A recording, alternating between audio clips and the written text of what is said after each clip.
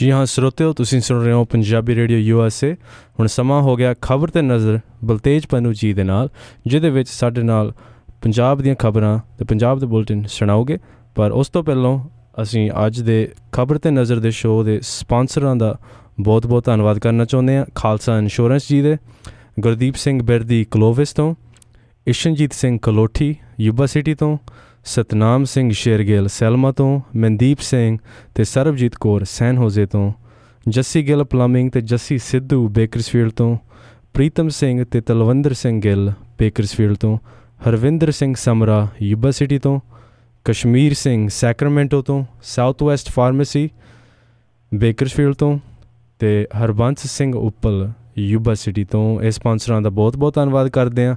ਹੁਣ ਜੀ ਅੱਜ ਦੇ ਸ਼ੋਅ ਦੇ ਹੋਸਟ ਖਬਰ 'ਤੇ ਨਜ਼ਰ ਦੇ ਬਲਤੇਜ ਪੰਨੂ ਜੀ ਨੂੰ ਜੀ ਆਇਆਂ ਨੂੰ ਕਰਦੇ ਹਾਂ। ਸਵਾਗਤ ਹੈ। ਸਤਿ ਸ਼੍ਰੀ ਅਕਾਲ ਬਲਤੇਜ ਪੰਨੂ ਜੀ।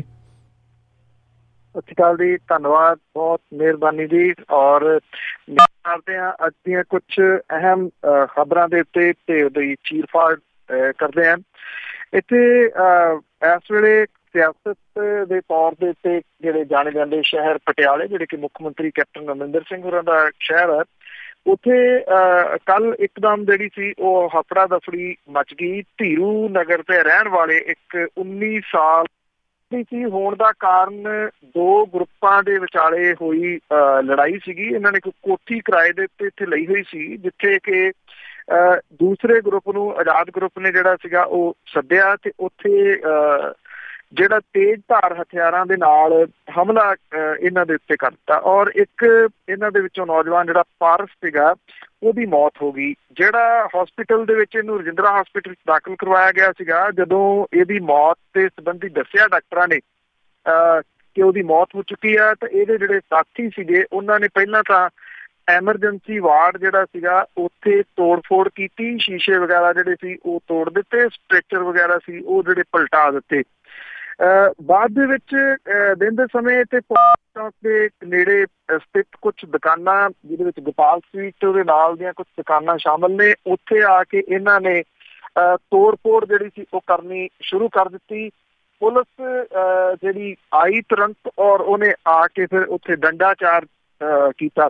ਕੁਛ ਜਿਹੜੇ ਵਿਅਕਤੀ ਨੇ ਉਹਨਾਂ ਨੂੰ ਤੋੜ ਫੋੜ ਦੇ ਮਾਮਲੇ ਦੇ ਵਿੱਚ ਪੁਲਿਸ ਨੇ ਪਰਚਾ ਦਰਜ ਕਰਕੇ, ਜਿਨ੍ਹਾਂ ਦੀ ਗਿਣਤੀ 5 ਦੇ ਕਰੀਬ ਜਿਹੜਾ ਉਹ ਦੱਸੀ ਦੀ ਆ, ਉਹਨਾਂ ਨੂੰ ਅਰੈਸਟ ਕੀਤਾ। ਜਿਹੜੇ ਇਹ ਪਾਰਸ ਦੀ ਡੈਥ ਹੋਈ ਆ ਉਸ ਮਾਮਲੇ ਦੇ ਵਿੱਚ ਵੀ ਪੁਲਿਸ ਨੇ 6 ਦੇ ਕਰੀਬ ਜਿਹੜੇ ਲੋਕ ਨੇ ਉਹਨਾਂ ਨੂੰ ਜਿਹੜਾ ਉਹਨਾਂ ਦੇ ਖਿਲਾਫ ਮਾਮਲਾ ਇਹ ਦਰਜ ਕੀਤਾ ਕਤਲ ਦਾ, ਔਰ ਇਹ ਭਰੋਸਾ ਦਿੱਤਾ ਕਿ ਛੇਤੀ ਉਹਨਾਂ ਨੂੰ ਗ੍ਰਿਫਤਾਰ ਕਰਨਗੇ। ਬਾਅਦ ਦੇ ਵਿੱਚ ਇਹਦਾ ਸੰਸਕਾਰ ਜਿਹੜਾ ਸੀਗਾ ਮ੍ਰਿਤਕ ਦਾ ਉਹ ਕਰ ਦਿੱਤਾ ਗਿਆ। ਇਹ ਗੱਲ ਸਮਝ ਨਹੀਂ ਆ ਰਹੀ, ਦੋ ਗਰੁੱਪਾਂ ਦੀ ਜਿਹੜੀ ਲੜਾਈ ਹੋਈ, ਪਹਿਲਾਂ ਇਹਨਾਂ ਨੇ ਭੂਤਰੇ ਹੋਇਆ ਨੇ ਜਿਹੜੇ ਐਮਰਜੈਂਸੀ ਵਾਰਡ ਦੇ ਵਿੱਚ ਤੋੜ ਫੋੜ ਕੀਤੀ ਤੇ ਉਸ ਤੋਂ ਬਾਅਦ ਫਿਰ ਬਾਹਰ ਆ ਕੇ ਦੁਕਾਨਾਂ ਦੀ ਜਿਹੜੀ ਉਹ ਤੋੜ ਫੋੜ ਕਰਨੀ ਸ਼ੁਰੂ ਕਰ ਦਿੱਤੀ। ਮਾਹੌਲ ਜਿਹੜਾ ਸੀਗਾ ਉਹ ਖਰਾਬ ਵੀ ਹੋ ਸਕਦਾ ਸੀਗਾ ਜੇ ਇਹਦੇ ਉੱਤੇ ਤੁਰੰਤ ਪੁਲਿਸ ਜਿਹੜੀ ਆ ਉਹ ਕਾਬੂ ਨਾ ਪਾਉਂਦੀ। ਪੁਲਿਸ ਨੇ ਵੀ ਤੁਰੰਤ ਕਾਬੂ ਇਸ ਕਰਕੇ ਸ਼ਾਇਦ ਪਾ ਲਿਆ ਕਿ ਇਹਦੇ ਬਿਲਕੁਲ ਨਜ਼ਦੀਕ ਜਿਹੜਾ ਮੈਡੀਕਲ ਕਾਲਜ ਹੈ, ਰਜਿੰਦਰਾ ਮੈਡੀਕਲ ਕਾਲਜ, ਉਹਦੇ ਵਿੱਚ ਸਿਹਤ ਮੰਤਰੀ ਬ੍ਰਹਮ ਮਹਿੰਦਰਾ ਹੋਰਾਂ ਦਾ ਸਮਾਗਮ ਸੀਗਾ, ਜਿਹਦੇ ਕਰਕੇ ਤੁਰਤ ਜਿਹੜੀ ਸੀ ਕਾਰਵਾਈ ਪੁਲਿਸ ਨੇ ਇੱਥੇ ਕੀਤੀ। ਜੀ, ਪੰਜਾਬ ਦੇ ਮੁੱਖ ਮੰਤਰੀ ਕੈਪਟਨ ਅਮਰਿੰਦਰ ਸਿੰਘ ਹੋਰਾਂ ਦਾ ਜਿਹੜਾ ਖੂੰਡਾ, ਉਹਦੀ ਚਰਚਾ ਬੜੀ ਹੁੰਦੀ ਆ, ਔਰ ਇਸ ਵਾਰੀ ਸਮੇਂ ਦੇ ਨਾਲ ਤੁਸੀਂ ਇਹ ਕਹਿ ਲਓ ਕਿ ਕਿਹਾ ਜਾ ਰਿਹਾ ਕਿ ਉਹਨਾਂ ਦਾ ਖੂੰਡਾ ਗਾਇਬ ਆ। ਪਿਛਲੇ ਦਿਨੀ ਜਿਹੜੇ ਇੱਕ ਵਿਧਾਇਕ ਨੇ ਰਾਜਾ ਵੜਿੰਗ, ਉਹਨਾਂ ਨੇ ਵਿਧਾਨ ਸਭਾ ਦੇ ਵਿੱਚ ਵੀ ਇਹ ਗੱਲ ਕਹੀ ਸੀ ਕਿ ਕਪਤਾਨ ਸਾਹਿਬ ਤੁਸੀਂ ਆਪਣਾ ਖੂੰਡਾ ਚੁੱਕੋ, ਉਹ ਗਾਇਬ ਹੋ ਗਿਆ, ਜਿਹਦੇ ਕਰਕੇ ਜਿਹੜੀਆਂ ਵਿਰੋਧੀ ਧਿਰਾਂ ਨੇ ਉਹ ਹੁਣ ਡਰਦੀਆਂ ਨੇ। ਤੋ ਮੁੱਖ ਮੰਤਰੀ ਕੈਪਟਨ ਅਮਰਿੰਦਰ ਸਿੰਘ ਹੋਰਾਂ ਨੇ ਇਹ ਗੱਲ ਕਹੀ ਆ ਕਿ ਉਹ ਖੂੰਡਾ ਸਾਈਡ ਦੇ ਉੱਤੇ ਰੱਖ ਕੇ ਸਿਆਸੀ ਰੰਜਿਸ਼ ਤੋਂ ਉੱਪਰ ਉੱਠ ਕੇ ਪੰਜਾਬ ਨੂੰ ਮੁੜ ਕੇ ਪੈਰਾਂ ਸਿਰ ਕਰਨਾ ਚਾਹੁੰਦੇ ਨੇ, ਤਾਂ ਕਿ ਸੂਬੇ ਨੂੰ ਇੱਕ ਵਾਰੀ ਫੇਰ ਵਿਕਾਸ ਦੇ ਰਾਹ ਪਾਇਆ ਜਾਵੇ। ਇੱਕ ਵਿਸ਼ੇਸ਼ ਜਿਹੜੀ ਗੱਲਬਾਤ ਸੀ ਉਹਦੇ ਵਿੱਚ, ਇੰਟਰਵਿਊ ਦੇ ਵਿੱਚ ਉਹਨਾਂ ਨੇ ਇਹ ਕਿਹਾ ਕਿ ਪੰਜਾਬ ਦੇ ਵਿੱਚ ਸਿਆਸੀ ਰੰਜਿਸ਼ ਦੇ ਤਹਿਤ ਕੋਈ ਕਾਰਵਾਈ ਜਿਹੜੀ ਹੈ ਜੀ ਉਹ ਨਹੀਂ ਕੀਤੀ ਜਾਊਗੀ। ਉਹਨਾਂ ਕਿਹਾ ਕਿ ਇਹ ਸਮਾਂ ਇਸ ਸਿਆਸੀ ਰੰਜਿਸ਼ ਤੋਂ ਉੱਪਰ ਉੱਠਣ ਦਾ ਹੈ। ਉਹਨਾਂ ਨੇ ਆਪਣੀ ਪਾਰਟੀ ਦੇ ਵਿਧਾਇਕਾਂ, ਇੱਥੋਂ ਤੱਕ ਕਿ ਜਿਹੜੇ ਕੈਬਨਿਟ ਮੰਤਰੀ ਨੇ ਨਵਜੋਤ ਸਿੰਘ ਸਿੱਧੂ ਹੋਰਾਂ ਦੇ ਵੱਲੋਂ ਜਾਂਚ ਸ਼ੁਰੂ ਕਰਨ ਦੇ ਉੱਤੇ ਸ਼੍ਰੋਮਣੀ ਅਕਾਲੀ ਦਲ ਦੇ ਚੋਟੀ ਦੇ ਆਗੂਆਂ ਨੂੰ ਗ੍ਰਿਫਤਾਰ ਕਰਨ ਦੀ ਬਾਰ-ਬਾਰ ਦੁਹਾਈ ਦਿੱਤੇ ਜਾਣ ਦੇ ਬਾਵਜੂਦ ਮੁੱਖ ਮੰਤਰੀ ਨੇ ਕੋਈ ਕਦਮ ਜਿਹੜਾ ਜੀ ਉਹ ਨਹੀਂ ਚੁੱਕਿਆ। ਅਕਾਲੀ ਦਲ ਦੇ ਪ੍ਰਧਾਨ ਦੀ ਰਾਜਸੀ ਸਰਪ੍ਰਸਤੀ ਦੇ ਹੇਠ ਚੱਲਣ ਵਾਲੀ ਕੇਬਲ ਕੰਪਨੀ ਦੇ ਵੱਲੋਂ 684 ਕਰੋੜ ਰੁਪਏ ਨਾ ਤਾਰੇ ਜਾਣ ਦੇ ਮਾਮਲੇ ਦੇ ਵਿੱਚ ਵਿਜੀਲੈਂਸ ਜਾਂਚ ਦੇ ਹੁਕਮ ਦੇਣ ਬਾਰੇ ਸਵਾਲ ਦੇ ਉੱਤੇ ਮੁੱਖ ਮੰਤਰੀ ਨੇ ਕਿਹਾ ਕਿ ਇਸ ਤੋਂ ਪਹਿਲਾਂ ਅਸੀਂ ਬਦਲਾਖੋਰੀ ਦੀ ਕਾਰਵਾਈ ਕਾਫੀ ਵੇਖ ਚੁੱਕੇ ਹਾਂ, ਇਹਦੇ ਵਿੱਚੋਂ ਕੁਝ ਨਹੀਂ ਨਿਕਲਦਾ। ਇਹਨਾਂ ਮੁੱਦਿਆਂ ਦੇ ਉੱਤੇ ਸਮਾਂ ਬਰਬਾਦ ਕਰਨਾ ਕਿਉਂ, ਜਦੋਂ ਕਿ ਇਸ ਤੋਂ ਕਿਤੇ ਵੱਧ ਜ਼ਰੂਰੀ ਸੂਬੇ ਦੀ ਆਰਥਿਕਤਾ ਨੂੰ ਮੁੜ ਕੇ ਪੈਰਾਂ ਸਿਰ ਕਰਨ ਤੇ ਸੂਬੇ ਨੂੰ ਵਿਕਾਸ ਵੱਲ ਲਿਜਾਣ ਦੇ ਕੰਮ ਨੇ। ਨਵਜੋਤ ਸਿੰਘ ਸਿੱਧੂ ਹੋਰਾਂ ਨੇ ਇਹ ਕਿਹਾ ਸੀਗਾ ਕਿ ਅਕਾਲੀ ਭਾਜਪਾ ਦੇ 10 ਸਾਲਾਂ ਦੇ ਰਾਜ ਦੇ ਵਿੱਚ ਇਸ ਕੰਪਨੀ ਦੀ ਕੇਬਲ ਨੈਟਵਰਕ ਦੇ ਉੱਤੇ ਸਰਦਾਰੀ ਕਾਇਮ ਕੀਤੀ ਗਈ ਤੇ ਇਹਦੇ ਕੋਲੋਂ ਕੋਈ ਸਰਕਾਰੀ ਫੀਸ ਨਹੀਂ ਉਗਰਾਹੀ ਗਈ। ਨਵਜੋਤ ਸਿੰਘ ਸਿੱਧੂ ਹੋਰਾਂ ਨੇ ਆਪਣੇ ਵਿਭਾਗ ਨੂੰ ਇਸ ਕੇਬਲ ਕੰਪਨੀ ਤੇ ਇਸ ਦੇ ਆਪਰੇਟਰਾਂ ਤੋਂ ਸਰਕਾਰੀ ਰਾਸ਼ੀ ਉਗਰਾਉਣ ਦਾ ਆਦੇਸ਼ ਜਿਹੜਾ ਦਿੰਦਿਆਂ ਮੁੱਖ ਮੰਤਰੀ ਨੂੰ ਇਸ ਮਾਮਲੇ ਦੀ ਵਿਜੀਲੈਂਸ ਜਾਂਚ ਕਰਵਾਉਣ ਦੇ ਵਾਸਤੇ ਕਿਹਾ ਸੀਗਾ। ਔਰ ਉਹ ਇੱਕ ਕਾਂਗਰਸੀ ਵਿਧਾਇਕ ਸੁਖਜਿੰਦਰ ਸਿੰਘ ਰੰਧਾਵਾ ਹੋਰਾਂ ਨੇ ਕਥਿਤ ਤੌਰ ਦੇ ਉੱਤੇ ਨਸ਼ਾ ਤਸਕਰੀ ਦੇ ਵਿੱਚ ਸ਼ਾਮਲ ਇੱਕ ਸੀਨੀਅਰ ਅਕਾਲੀ ਆਗੂ ਨੂੰ ਗ੍ਰਿਫਤਾਰ ਕਰਨ ਦੀ ਮੰਗ ਜਿਹੜੀ ਉਹ ਕੀਤੀ ਸੀ। ਕੈਪਟਨ ਸਾਹਿਬ ਇਹਦੇ ਉੱਤੇ ਕਹਿੰਦੇ ਆ ਕਿ ਨਵਜੋਤ ਸਿੰਘ ਸਿੱਧੂ ਦੇ ਜਿਹੜੇ ਬਿਆਨ ਹੈ ਉਹ ਮੈਂ ਵੀ ਅਖਬਾਰਾਂ ਦੇ ਵਿੱਚ ਪੜ੍ਹਿਆ, ਇਦੋਂ ਵੱਧ ਮੇਰੇ ਕੋਲੇ ਜ਼ਿਆਦਾ ਜਾਣਕਾਰੀ ਜਿਹੜੀ ਉਹ ਹੈ ਨਹੀਂ ਗੀ।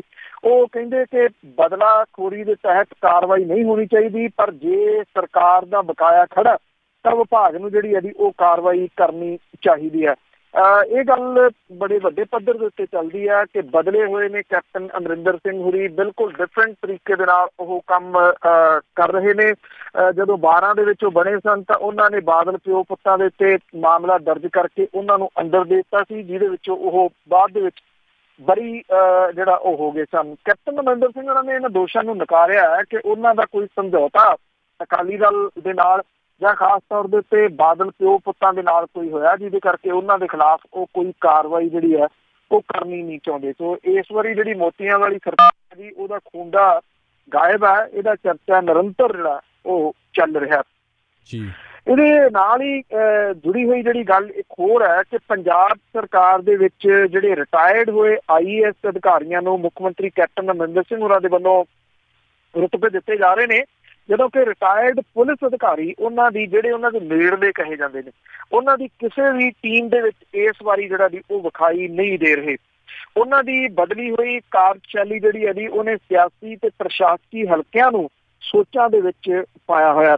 ਕੈਪਟਨ ਸਰਕਾਰ ਦੇ ਵੱਲੋਂ ਮੁੱਖ ਮੰਤਰੀ ਦੇ ਕਰੀਬੀ ਮੰਨੇ ਜਾਂਦੇ 3 IAS ਅਫਸਰਾਂ ਨੂੰ ਚੇਅਰਮੈਨੀਆਂ ਦਿੱਤੀਆਂ ਜਾ ਚੁੱਕੀਆਂ ਨੇ। ਕਈਆਂ ਨੂੰ ਅਹਿਮ ਅਹੁਦੇ ਦੇਣ ਦੀ ਤਿਆਰੀ ਕੀਤੀ ਜਾ ਰਹੀ ਹੈ। ਪਿਛਲੇ ਸਾਲਾਂ ਦੇ ਦੌਰਾਨ ਜਿਨ੍ਹਾਂ ਪੁਲਿਸ ਅਫਸਰਾਂ ਨੇ ਕਪਤਾਨ ਦੇ ਨਾਲ ਨਜ਼ਦੀਕੀ ਹੋਣ ਦੇ ਸਿੱਟੇ ਭੁਗਤੇ, ਉਹ ਕਪਤਾਨ ਦੀ ਕਿਸੇ ਵੀ ਟੀਮ ਦੇ ਹਿੱਸੇ ਵਜੋਂ ਅਜੇ ਨਜ਼ਰ ਨਹੀਂ ਆ ਰਹੇ। ਇਹਨਾਂ ਦੇ ਵਿੱਚ ਸਾਬਕਾ DGP ਸਰਬਜੀਤ ਸਿੰਘ ਵਿਰਕ ਦਾ ਨਾਮ ਵਰਣਨਯੋਗ ਹੈ, ਸੰਜੀਵ ਕੁਮਾਰ ਗੁਪਤਾ ਤੇ ਰਜਿੰਦਰ ਸਿੰਘ ਤੇ ਸਤੀਸ਼ ਕੁਮਾਰ ਸ਼ਰਮਾ ਵਰਗੇ ਨਾਮ ਜਿਹੜੇ ਉਹ ਸ਼ਾਮਲ ਨੇ। ਇਹਨਾਂ ਪੁਲਿਸ ਅਫਸਰਾਂ ਦੇ ਉੱਤੇ ਅਕਾਲੀਆਂ ਨੇ ਅਮਰਿੰਦਰ ਦੇ ਬੰਦੇ ਹੋਣ ਦਾ ਠੱਪਾ ਲਾਇਆ ਸੀਗਾ। ਪੰਜਾਬ ਪੁਲਿਸ ਵਿੱਚ ਤਾਂ ਅਹਿਮ ਅਹੁਦਿਆਂ ਦੇ ਉੱਤੇ ਤਾਇਨਾਤੀਆਂ ਹੀ ਜਿਹੇ ਪੁਲਿਸ ਅਫਸਰਾਂ ਨੂੰ ਨਸੀਬ ਹੋ ਰਹੀਆਂ ਨੇ ਜਿਹੜੇ ਕਿ ਸਾਬਕਾ ਅਕਾਲੀ ਸਰਕਾਰ ਦੇ ਵੀ ਲਾਡਲੇ ਰਹੇ ਨੇ। ਪੰਜਾਬ ਪੁਲਿਸ ਦੇ ਵਿੱਚ DGP ਰੈਂਕ ਦੇ ਅਹੁਦੇ ਤੇ ਸੇਵਾ ਨਿਭਾ ਰਹੇ ਪੁਲਿਸ ਅਧਿਕਾਰੀ ਮੁਹੰਮਦ ਮੁਸਤਫਾ ਨੂੰ ਮੁੱਖ ਮੰਤਰੀ ਦਾ ਕਰੀਬੀ ਮੰਨਿਆ ਜਾ ਰਿਹਾ ਸੀਗਾ।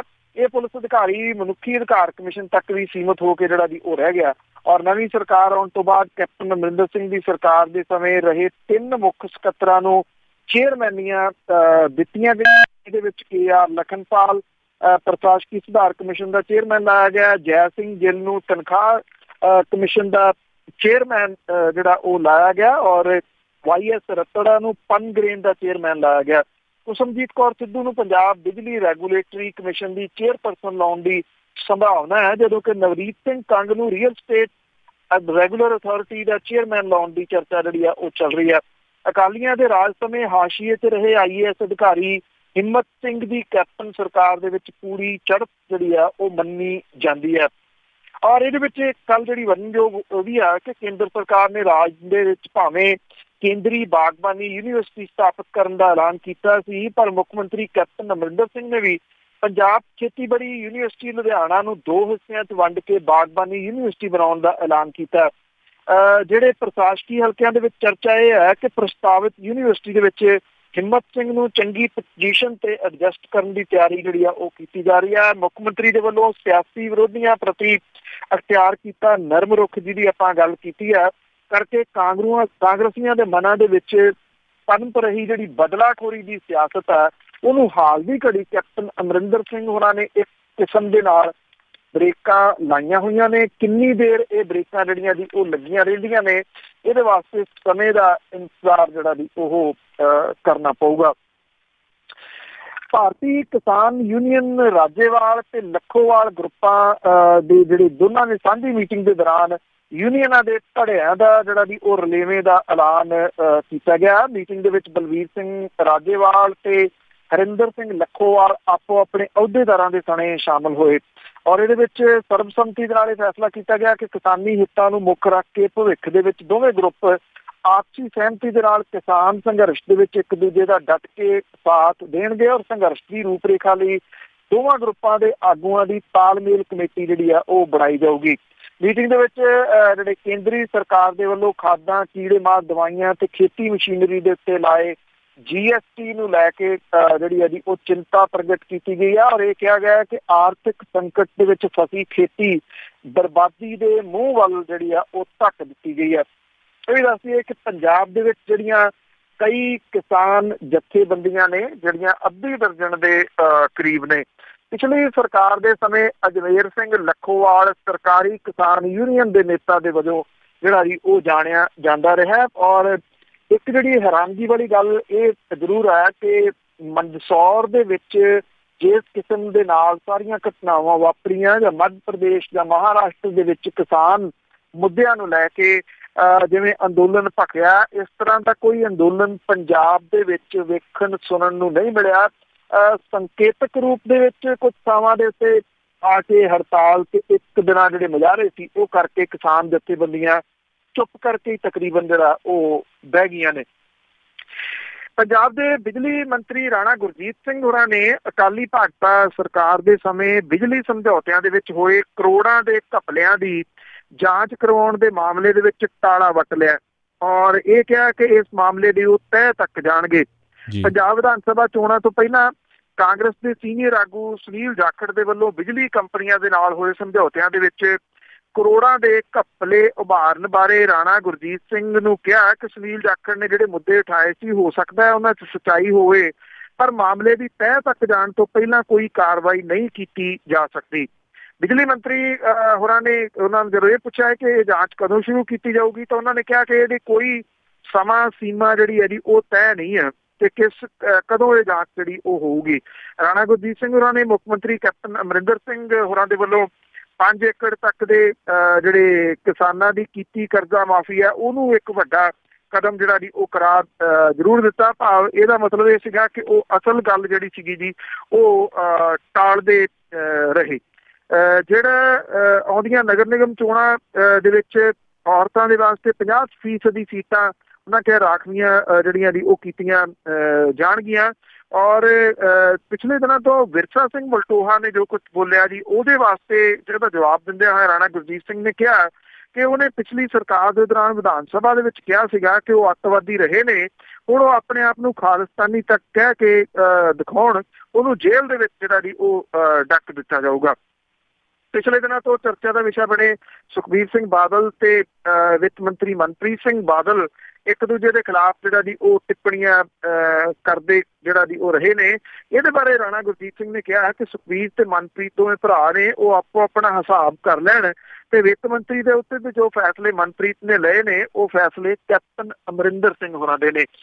ਜਿਵੇਂ ਪਹਿਲਾਂ ਵੀ ਆਪਾਂ ਦੋ ਜਿਹੜੀਆਂ ਗੱਲਾਂ ਸਾਂਝੀਆਂ ਕੀਤੀਆਂ ਨੇ, ਇੱਕ ਤਾਂ ਕੈਪਟਨ ਅਮਰਿੰਦਰ ਸਿੰਘ ਹੋਰਾਂ ਦਾ ਖੂੰਡਾ ਕਿਤੇ ਲੁਕੋ ਕੇ ਰੱਖ ਦੇਣਾ ਜਾਂ ਅਫਸਰਾਂ ਦੇ ਬਾਰੇ ਦੇ ਵਿੱਚ ਬਦਲੇ ਹੋਏ ਕੈਪਟਨ ਅਮਰਿੰਦਰ ਸਿੰਘ ਔਰ ਇਹ ਵੀ ਇੱਕ ਬਦਲਾਅ ਦੇ ਰੂਪ ਦੇ ਵਿੱਚ ਜਿਹੜੀ ਜਾਣਕਾਰੀ ਹੈ ਕਿ ਰਾਣਾ ਗੁਰਜੀਤ ਸਿੰਘ ਹੋਰੀ ਪਿਛਲੀ ਸਰਕਾਰ ਦੇ ਸਮੇਂ ਹੋਏ ਘਪਲਿਆਂ ਜਿਹੜੇ ਬਿਜਲੀ ਦੇ ਬਾਰੇ ਦੇ ਵਿੱਚ ਉਹਦੀ ਜਾਂਚ ਕਰਵਾਉਣ ਤੋਂ ਵੀ ਹੁਣ ਮੁਨਕਰ ਤਕਰੀਬਨ ਜਿਹੜੇ ਆ ਜੀ ਉਹ ਹੋ ਗਏ ਨੇ।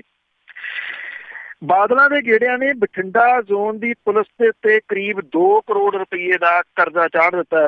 ਕਈ ਜ਼ਿਲ੍ਹਿਆਂ ਦੀ ਪੁਲਿਸ ਪ੍ਰਾਈਵੇਟ ਪੈਟਰੋਲ ਪੰਪਾਂ ਨੂੰ ਮਾਲਕਾਂ ਨੂੰ ਦੀ ਪੈਸੇ ਵੀ ਨਹੀਂ ਤਾਰ ਸਕੀ ਔਰ ਇਸ ਇਲਾਕੇ ਦੇ ਵਿੱਚ ਬਾਦਲਾਂ ਦੇ ਨਿੱਤ ਦੇ ਗੇੜੇ ਰਹੇ ਨੇ ਜਿਨ੍ਹਾਂ ਦੇ ਸੁਰੱਖਿਆ ਵਹੀਕਲ ਦੇ ਵਿੱਚ ਤੇਲ ਪੁਲਿਸ ਪਵਾਉਂਦੀ ਰਹੀ ਆ ਔਰ ਇਹ ਪੈਸੇ ਹੁਣ ਪੁਲਿਸ ਦੇ ਸਿਰ ਦੇ ਉੱਤੇ ਬੋਝ ਬਣੇ ਹੋਏ ਨੇ। RTI ਦੇ ਤਹਿਤ ਜਿਹੜੀ ਜਾਣਕਾਰੀ ਦੇ ਮੁਤਾਬਕ ਪੁਲਿਸ ਪ੍ਰਾਈਵੇਟ ਪੰਪ ਮਾਲਕਾਂ ਦੀ 43 ਲੱਖ ਤੇ 99 ਹਜ਼ਾਰ ਰੁਪਏ ਦੀ ਕਰਜ਼ਾਈ ਹੋਈ ਪਈ ਹੈ। ਦੋਦਾ ਦੇ ਇੱਕ ਪ੍ਰਾਈਵੇਟ ਪੰਪ ਦੇ ਲੱਖਾਂ ਰੁਪਏ ਪੁਲਿਸ ਵੱਲ ਖੜੇ ਨੇ। ਮੁਕਤਸਰ ਪੁਲਿਸ ਦਾ ਜ਼ਿਆਦਾ ਤੇਲ ਬਾਦਲ ਪਰਿਵਾਰ ਦੇ ਸੁਰੱਖਿਆ ਵਹੀਕਲ ਦੇ ਵਿੱਚ ਪੈਂਦਾ ਰਿਹਾ। 1 ਜਨਵਰੀ 12 ਤੋਂ ਹੁਣ ਤੱਕ ਕੋਈ 9.5 ਲੱਖ ਰੁਪਏ ਦਾ ਤੇਲ ਇਕੱਲੇ ਬਾਦਲ ਪਰਿਵਾਰ ਦੇ ਸੁਰੱਖਿਆ ਵਹੀਕਲ ਦੇ ਵਿੱਚ ਪਿਆ। ਔਰ ਇਸ ਮਾਮਲੇ ਦੇ ਵਿੱਚ ਬਠਿੰਡਾ ਪੁਲਿਸ ਵੀ ਕਰੀਬ 42 ਲੱਖ ਰੁਪਏ ਦੀ ਕਰਜ਼ਾਈ ਹੈ। ਬਾਦਲਾਂ ਦੇ ਰੋਜ਼ ਦੇ ਗੇੜਿਆਂ ਤੇ ਗੱਠਜੋੜ ਸਰਕਾਰ ਸਮੇਂ 2 ਵਜ਼ੀਰਾਂ ਤੋਂ ਇਲਾਵਾ VIP ਸੁਰੱਖਿਆ ਵਹੀਕਲਸ ਦਾ ਤੇਲ ਦਾ ਖਰਚਾ ਵੀ ਬਠਿੰਡਾ ਪੁਲਿਸ ਚੁੱਕਦੀ ਰਹੀ ਹੈ। ਪੰਪ ਮਾਲਕਾਂ ਦਾ ਇਹ ਕਹਿਣਾ ਹੈ ਕਿ ਉਹਨਾਂ ਨੂੰ ਕਦੇ ਵੀ ਵੇਲੇ ਸਿਰ ਅਦਾਇਗੀ ਨਹੀਂ ਹੋਈ ਤੇ ਮਜਬੂਰੀ ਦੇ ਵਿੱਚ ਉਹਨਾਂ ਨੂੰ ਤੇਲ ਦੇਣਾ ਪੈਂਦਾ ਹੈ। ਫਰੀਦਕੋਟ ਪੁਲਿਸ ਜ਼ਿਆਦਾ ਤੇਲ ਜਿਹੜੀ ਹੈ ਜੀ ਉਹ ਬਾਦਲ ਪਰਿਵਾਰ ਤੇ ਇੱਕ ਸਾਬਕਾ ਜਥੇਦਾਰ ਦੇ ਸੁਰੱਖਿਆ ਵਹੀਕਲਸ ਦੇ ਵਿੱਚ ਪੈਂਦਾ ਰਿਹਾ। ਮਾਨਸਾ ਪੁਲਿਸ ਵੀ ਪੰਪ ਮਾਲਕਾਂ ਦੇ ਕਰੀਬ 30 ਲੱਖ ਰੁਪਏ ਦੀ ਕਰਜ਼ਾਈ ਹੈ। ਮਾਰਚ 17 ਤੱਕ ਤੇਲ ਦੇ ਕਰੀਬ 3 ਲੱਖ ਰੁਪਏ ਬਕਾਏ ਸੀਗੇ। ਹੁਣ ਬਜਟ ਨਾ ਮਿਲਣ ਕਰਕੇ ਕਰਜ਼ ਜਿਹੜਾ ਉਹ ਵੱਧ ਗਿਆ। ਫਾਜ਼ਿਲਕਾ ਪੁਲਿਸ ਕੋਲ ਵੀ ਆਪਣਾ ਪੈਟਰੋਲ ਪੰਪ ਨਹੀਂ ਹੈ। ਇਸ ਜ਼ਿਲ੍ਹੇ ਦੀ ਪੁਲਿਸ ਵੀ ਕਰੀਬ 21 ਲੱਖ ਰੁਪਏ ਦੀ ਕਰਜ਼ਾਈ ਹੋਈ ਪਈ ਹੈ। VIP ਕਲਚਰ ਖਤਮ ਹੋਣ ਦੇ ਉੱਤੇ ਪੁਲਿਸ ਨੂੰ ਹੁਣ ਕੁਛ ਸੁੱਖ ਦਾ ਸਾਹ ਦੀ ਆਇਆ, ਪਰ ਸਵਾਲ ਇਹ ਆ ਕਿ ਜਿਹੜੇ ਕਰਜ਼ਾ ਜਿਹੜਾ ਚੜਿਆ ਹੋਇਆ ਉਹ ਕਿਹੜੇ ਤਰੀਕੇ ਦੇ ਨਾਲ ਜਿਹੜਾ ਜੀ ਉਹ ਪੁਲਿਸ ਲਾਊਗੀ। ਵੈਸੇ ਪੁਲਿਸ ਨੂੰ ਲਾਉਣਾ ਤਾਂ ਆਉਂਦਾ ਹੈ, ਜਿਹੜਾ ਉਹਦਾ ਸਟਾਈਲ ਹੈ ਉਸ ਸਟਾਈਲ ਦੇ ਵਿੱਚ ਹੋ ਸਕਦਾ ਹੈ ਕਿ ਹੁਣ ਉਹਨਾਂ ਨੂੰ ਲਾਉਣ ਦਾ ਜਿਹੜਾ ਜੀ ਉਹ ਮੌਕਾ ਜਿਹੜਾ ਉਹ ਨਾ ਮਿਲੇ। GST ਇਸ ਵੇਲੇ ਸਭ ਤੋਂ ਵੱਡਾ ਚਰਚਾ ਦਾ ਵਿਸ਼ਾ ਜਿਹੜਾ ਜੀ ਉਹ ਮੁਲਕ ਭਰ ਦੇ ਵਿੱਚ ਬਣਿਆ ਹੋਇਆ। ਔਰ ਜਿੰਨੇ ਚੁਟਕਲੇ GST ਦੇ ਉੱਤੇ ਪਿਛਲੇ 24 ਘੰਟਿਆਂ ਦੇ ਦੌਰਾਨ ਆਏ ਨੇ, ਕਿਸੇ ਮੁੱਦੇ ਦੇ ਉੱਤੇ ਜਿਹੜਾ ਜੀ ਇੰਨੇ ਚੁਟਕਲੇ ਕਦੀ ਜਿਹੜੇ ਉਹ ਨਹੀਂ ਆਏ। ਪਰ ਦੂਜੇ ਪਾਸੇ ਜਿਹੜਾ ਵਪਾਰੀ ਵਰਗ ਹੈ ਜੀ ਉਹ ਨਿਰੰਤਰ ਹੜਤਾਲ ਦੇ ਉੱਤੇ ਜਿਹੜਾ ਜੀ ਉਹ ਤੁਰਿਆ ਆ ਰਿਹਾ। GST ਦੇ ਪਹਿਲੇ ਦਿਨ ਜਿਹੜੇ ਕਾਰੋਬਾਰੀ ਸੀਗੇ ਜੀ ਉਹਨਾਂ ਨੇ GST ਦੀਆਂ ਦਰਾਂ ਨੂੰ ਲੈ ਕੇ ਇਹ ਕਿਹਾ ਕਿ ਬਹੁਤ ਵੱਡੀ ਕਨਫਿਊਜ਼ਨ ਜਿਹੜੀ ਉਹਨਾਂ ਦੇ ਵਿੱਚ ਹੈ। ਪੰਜਾਬ ਦੀ ਮੈਨੂਫੈਕਚਰਿੰਗ ਇੰਡਸਟਰੀ ਦੇ ਵਿੱਚ 80% ਤੋਂ ਜ਼ਿਆਦਾ ਕਾਰੋਬਾਰੀਆਂ ਨੇ ਦੂਜੇ ਦਿਨ ਲਗਾਤਾਰ ਜਿਹੜਾ ਸੀਗਾ ਜੀ ਆਪਣਾ ਬਿਜ਼ਨਸ ਠੱਪ ਰੱਖਿਆ। GST ਦੇ ਮੁਤਾਬਕ ਬਿਲਿੰਗ ਦੇ ਵਾਸਤੇ ਸੌਫਟਵੇਅਰ ਅਪਡੇਟ ਨਾ ਕਰਨ ਤੋਂ ਸੇਲ ਪਰਚੇਜ਼ ਬੰਦ ਰਹੀ। ਸਿਰਫ ਵੱਡੇ ਸ਼ਾਪਿੰਗ ਮਾਲ, ਹੋਟਲ ਤੇ ਰੈਸਟੋਰੈਂਟ ਦੇ ਵਿੱਚ ਬਿਲਿੰਗ ਹੋਣ ਤੋਂ ਕਾਰੋਬਾਰ ਜਿਹੜਾ ਜੀ ਹੋਇਆ। ਕਈ ਕਾਰੋਬਾਰੀਆਂ ਦੀ ਸ਼ਿਕਾਇਤ ਸੀਗੀ ਕਿ ਮਹੀਨਾ ਭਰ ਪਹਿਲਾਂ GST ਰਜਿਸਟ੍ਰੇਸ਼ਨ ਲਈ ਦਾਖਲ ਕੀਤੇ ਗਏ ਆਨਲਾਈਨ ਐਪਲੀਕੇਸ਼ਨ ਦੇ ਬਾਵਜੂਦ ਉਹਨਾਂ ਦਾ ਰਜਿਸਟ੍ਰੇਸ਼ਨ ਜਿਹੜਾ ਜੀ ਉਹ ਨਹੀਂ ਹੋਇਆ। ਔਰ ਇਹਦੇ ਬਾਰੇ ਪੰਜਾਬ GST ਵਿਭਾਗ ਦੇ ਅਫਸਰਾਂ ਦਾ ਇਹ ਕਹਿਣਾ ਹੈ ਕਿ ਰਾਜ ਦੇ ਕੁੱਲ 2,40,000 ਵੈਟ ਰਜਿਸਟਰਡ ਡੀਲਰਸ ਦੇ ਵਿੱਚੋਂ 2,10,000 ਦਾ GST ਰਜਿਸਟ੍ਰੇਸ਼ਨ ਜਿਹੜਾ ਜੀ ਉਹ ਕੀਤਾ ਗਿਆ। ਜਿਹੜੇ ਦੁਕਾਨਦਾਰ ਨੇ ਉਹਨਾਂ ਦਾ ਇਹ ਜਿਹੜਾ ਜੀ ਉਹ ਕਹਿਣਾ ਹੈ ਕਿ ਕਾਰੋਬਾਰੀ ਜਿਹੜੇ ਨੇ ਉਹ ਘਬਰਾਹਟ ਦੇ ਵਿੱਚ ਨੇ। ਰੀਟੇਲਰ ਕਾਊਂਟਰ ਉਹ ਉਹਨਾਂ ਦਾ ਕਹਿਣਾ ਕਿ ਅਸੀਂ ਸੰਭਾਲਾਂਗੇ, ਜਾਂ ਫਿਰ ਜਿਹੜੀਆਂ ਇੰਨੀਆਂ ਸਮਾਨ ਜਿਹੜਾ ਪਿਆ ਸਟੋਰਾਂ ਦੇ ਵਿੱਚ ਉਹ ਸਟਾਕ ਦੀ ਰਿਕਾਰਡਿੰਗ ਜਿਹੜੀ ਹੈ ਜੀ ਉਹ ਕਰਾਂਗੇ, ਜਾਂ ਫਿਰ ਜਿਹੜਾ ਜੀ ਰਿਟਰਨ ਜਿਹੜੀ ਭਰਨੀ ਪੈਣੀ ਆ ਮਹੀਨੇ ਦੇ ਵਿੱਚ 3 ਅਸੀਂ ਉਹ ਜਿਹੜੀਆਂ ਉਹ ਭਰਾਂਗੇ। ਇਹ ਜਿਹੜੇ ਐਕਚੁਅਲੀ ਪ੍ਰੋਬਲਮ ਇਹ ਆ ਕਿ ਹੋ ਸਕਦਾ ਇੰਨਾ ਕੰਪਲੀਕੇਟਡ ਨਾ ਹੋਵੇ, ਪਰ ਵਪਾਰੀ ਵਰਗ ਤੇ ਆਮ ਲੋਕ ਜਿਹੜੇ ਨੇ ਉਹਨਾਂ ਦੇ ਵਿੱਚ ਇੱਕ ਪੈਨਿਕ ਜਿਹੜਾ ਇਸ ਮਸਲੇ ਦੇ ਉੱਤੇ ਕ੍ਰੀਏਟ ਹੋਇਆ ਹੈ। ਉਹ ਪੈਨਿਕ ਜਿਹੜਾ ਜੀ ਬਹੁਤ ਵੱਡੀ ਸਮੱਸਿਆ ਬਣ ਰਿਹਾ। ਇਹ ਪੈਨਿਕ ਇਸ ਕਿ ਲੋਕ ਕਮਰਿਆਂ ਵਾਂਗੂ ਸਟੋਰਾਂ ਦੇ ਵਿੱਚ ਜਿਹੜਾ ਜੀ ਉਹ ਭੱਜੇ ਫਿਰਦੇ ਰਹੇ। GST ਤੋਂ ਇੱਕ ਦਿਨ ਪਹਿਲਾਂ ਇਉਂ ਸਟਾਕ ਜਿਹੜਾ ਸੀਗਾ ਘਰਾਂ ਦੇ ਵਿੱਚ ਇਕੱਠਾ ਕਰਦੇ ਰਹੇ, ਜਿਵੇਂ ਉਹਨਾਂ ਨੇ ਪੱਕਾ ਜਿਹੜਾ ਜੀ ਸਟਾਕ ਇਕੱਠਾ ਕਰ ਲੈਣਾ। ਔਰ ਇਲੈਕਟ੍ਰੋਨਿਕਸ ਦੀਆਂ ਜਿਹੜੀਆਂ ਸਟੋਰਸ ਨੇ ਇੱਥੇ ਉਹਨਾਂ ਨੇ ਮਣਾ ਮੋਹੀ ਸਮਾਨ ਜਿਹੜਾ ਸੀਗਾ ਜੀ ਉਹ ਇੱਕ ਦਿਨ ਦੇ ਵਿੱਚ ਵੇਚ ਦਿੱਤਾ। ਲੋਕਾਂ ਨੂੰ ਸ਼ਾਇਦ ਸਮਝ ਹੀ ਨਹੀਂ ਆਈ ਕਿ ਇਹ ਕਰ ਜਿਹੜਾ ਜੀ ਉਹ ਕੀ ਰਹੇ ਨੇ। ਸੋ ਜਾਂਦੇ ਜਾਂਦੇ ਇੰਦਰਜੀਤ ਦੀ ਜਾਇਦਾਦ ਦੇ ਬਾਰੇ ਦੇ ਵਿੱਚ ਦੱਸੀਏ ਕਿ ਜਿਹੜੀ ਇੱਕ ਟੀਮ ਆ ਉਹ ਇਸ ਮਾਮਲੇ ਦੇ ਵਿੱਚ ਗਠਿਤ ਕੀਤੀ ਗਈ ਆ। ਡਰੱਗ ਮਾਮਲੇ ਦੇ ਵਿੱਚ ਬਰਖਾਸਤ ਇੰਸਪੈਕਟਰ ਇੰਦਰਜੀਤ ਸਿੰਘ ਦੀ ਜਾਇਦਾਦ ਦੀ ਜਾਂਚ ਦੇ ਵਾਸਤੇ STF ਦੇ ਮੁਖੀ ਜਿਹੜੇ ਨੇ ਉਹਨਾਂ ਨੇ ਇੱਕ ਵਿਸ਼ੇਸ਼ ਟੀਮ ਬਣਾਈ ਆ। ਇਹ ਟੀਮ ਦੇ ਵਿੱਚ ਜਲੰਧਰ STF ਦੇ ਕਿਸੇ ਵੀ ਅਫਸਰ ਨੂੰ ਸ਼ਾਮਲ ਨਹੀਂ ਕੀਤਾ ਗਿਆ। ਇੰਦਰਜੀਤ ਦੀ ਜਾਂਚ ਰਿਪੋਰਟ ਜਿਹੜੇ ਹਰਪ੍ਰੀਤ ਸਿੰਘ ਸਿੱਧੂ ਨੇ ਉਹਨਾਂ ਨੇ CM ਕੈਪਟਨ ਅਮਰਿੰਦਰ ਸਿੰਘ ਦੇ ਸਾਹਮਣੇ ਪੇਸ਼ ਕੀਤੀ ਸੀਗੀ। ਇੰਦਰਜੀਤ ਦੇ ਇੱਕ ਦਹਾਕੇ ਦੇ ਦੌਰਾਨ ਕਾਨੂੰਨ ਨੂੰ ਹੱਥ ਦੇ ਵਿੱਚ ਲੈ ਕੇ ਕਮਾਈ ਕੀਤੀ ਹੈ। STF ਦੀ ਜਾਂਚ ਦੇ ਵਿੱਚ ਫਿਲਹਾਲ ਇੱਕ ਜਾਇਦਾਦ ਸਾਹਮਣੇ ਆਈ ਹੈ ਜਿਹੜੀ ਕਿ ਉਹਨੇ ਸਮਗਲਰ ਗੁਰਜੀਤ ਸਿੰਘ ਦੀ ਕੋਠੀ ਸਾਬੇ ਦੇ ਸਾਲੇ ਬਲਵਿੰਦਰ ਸਿੰਘ ਦੇ ਨਾਂ ਕਰਾਈ ਸੀ। ਇੰਦਰਜੀਤ ਦੇ 2 ਮੋਬਾਈਲ ਫੋਨ ਦੀ ਕਾਲ ਡਿਟੇਲ ਜਿਹੜੀ ਹੈ ਉਹ ਖੰਗਾਲੀ ਗਈ ਆ। ਕਾਲ ਡਿਟੇਲ ਦੇ ਵਿੱਚ ਕੁਝ ਇਸ ਤਰ੍ਹਾਂ ਦੇ ਨੰਬਰ ਮਿਲੇ ਨੇ ਜਿਹਦੇ ਉੱਤੇ ਇੰਦਰਜੀਤ ਦੀ ਲੰਬੀ ਗੱਲਬਾਤ ਜਿਹੜੀ ਆ ਉਹ ਹੁੰਦੀ ਰਹੀ ਆ। STF ਇਹ ਮੰਨ ਚੁੱਕੀ ਆ ਕਿ ਇਹ ਉਹ ਲੋਕ ਨੇ ਜਿਹੜੇ ਇੰਦਰਜੀਤ ਦੇ ਨਾਲ ਸਿੱਧੇ ਜੁੜੇ ਹੋਏ ਸੀਗੇ ਔਰ STF ਨੇ ਇੰਦਰਜੀਤ ਦੇ ਫੋਨ ਦੇ ਉੱਤੇ ਲੰਬੀ ਬਾਤ ਕਰਨ ਵਾਲਿਆਂ ਦੀ ਜਾਂਚ ਜਿਹੜੀ ਆ ਉਹ ਸ਼ੁਰੂ ਕੀਤੀ ਆ ਤਾਂ ਕਿ ਇਹ ਪਤਾ ਲੱਗ ਸਕੇ ਇਹ ਲੋਕ ਕੌਣ ਨੇ ਤੇ ਕਿਹੜੇ ਮਕਸਦ ਦੇ ਵਾਸਤੇ ਉਹਦੇ ਨਾਲ ਇੰਨੀਆਂ ਲੰਮੀਆਂ ਇਹ ਗੱਲਾਂ ਕਰਦੇ ਰਹੇ ਨੇ।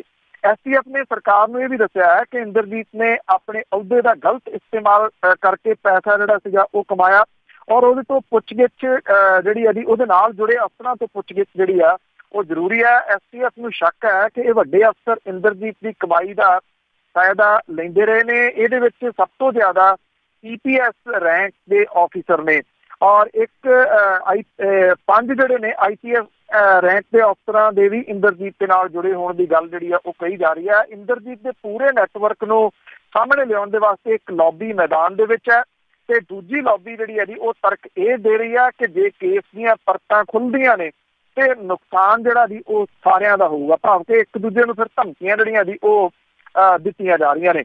STF ਦੇ ਨਾਲ ਜੁੜੇ ਹੋਏ ਇੱਕ ਅਫਸਰ ਦਾ ਵੀ ਕਹਿਣਾ ਹੈ ਕਿ ਹੁਣ ਨਵੇਂ ਜਿਹੜੇ ਹੁਕਮ ਇਹ ਆਏ ਆ ਕਿ ਇੰਦਰਜੀਤ ਦੇ ਨਾਲ ਜੁੜੇ ਹਰ ਵਿਅਕਤੀ ਦੀ ਜਾਂਚ ਕੀਤੀ ਜਾਵੇ ਚਾਹੇ ਉਹ ਨੇਤਾ ਹੋਵੇ ਚਾਹੇ ਉਹ ਅਫਸਰ ਹੋਵੇ।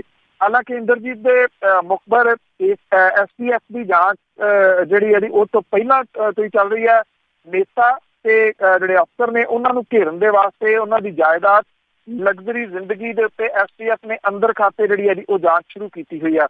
ਇੰਦਰਜੀਤ ਦੇ ਨਾਲ ਜੁੜੇ ਕੁਝ ਅਫਸਰ ਪਹਿਲਾਂ ਹੀ ਖੁੱਡੇ ਲਾਈਨ ਨੇ ਤੇ ਕੁਝ ਦੀ STF ਦੀ ਜਾਂਚ ਦੀ ਰਿਪੋਰਟ ਸਰਕਾਰ ਨੂੰ ਜਿਹੜੀ ਦਿੱਤੀ ਜਾਊਗੀ ਉਸ ਤੋਂ ਬਾਅਦ ਇਹ ਤੈਅ ਕੀਤਾ ਜਾਊਗਾ ਕਿ ਇਹਨਾਂ ਦੇ ਖਿਲਾਫ ਕੀ ਐਕਸ਼ਨ ਜਿਹੜਾ ਉਹ ਲੈਣਾ ਹੈ। ਸੋ ਇਹ ਜਿਹੜੀ ਜਾਂਚ ਹੈ ਹਰ ਰੋਜ਼ ਇੱਕ ਨਵਾਂ ਮੋੜ ਜਿਹੜੀ ਹੈ ਉਹ ਲੈ ਰਹੀ ਹੈ। ਵੈਸੇ ਬਹੁਤੇ ਲੋਕਾਂ ਨੂੰ ਇੰਤਜ਼ਾਰ ਜਿਹੜਾ ਉਹ ਇਸ ਗੱਲ ਦਾ ਹੈ ਕਿ ਕਦੋਂ ਕੋਈ ਵੱਡੀ ਮੱਛੀ ਜਿਹੜੀ ਆ ਇਸ ਮਾਮਲੇ ਦੇ ਵਿੱਚ ਫਸਦੀ ਹੈ। ਕੋਈ ਵੱਡੀ ਮੱਛੀ ਫਸਦੀ ਹੈ ਜਾਂ ਨਹੀਂ ਇਹਦੇ ਵਾਸਤੇ ਤਾਂ ਇੰਤਜ਼ਾਰ ਹੀ ਜਿਹੜਾ ਉਹ ਕਰਨਾ ਪਊਗਾ। ਸੋ ਇਹ ਸੰਬੰਧੀ ਅੱਜ ਦੀਆਂ ਕੁਝ ਖਬਰਾਂ ਤੇ ਉਹਨਾਂ ਦੇ ਉੱਤੇ ਚੀਰਫਾੜ ਤੁਹਾਡੀ ਮੁਲਾਕਾਤ ਕੱਲ ਨੂੰ ਦੁਬਾਰਾ ਜਿਹੜੀ ਤੇਰੇ ਪ੍ਰੋਗਰਾਮ ਦੇ ਵਿੱਚ ਹੋਊਗੀ। ਧੰਨਵਾਦ ਜੀ, ਬਹੁਤ ਮਿਹਰਬਾਨੀ, ਸਤਿ ਸ਼੍ਰੀ ਅਕਾਲ ਜੀ। ਧੰਨਵਾਦ ਤੁਹਾਡਾ ਬਲਤੇਜ ਪੰਨੂ ਜੀ। ਧੰਨਵਾਦ ਜੀ, ਸਤਿ ਸ਼੍ਰੀ ਅਕਾਲ ਜੀ। ਸਤਿ ਸ਼੍ਰੀ ਅਕਾਲ ਜੀ।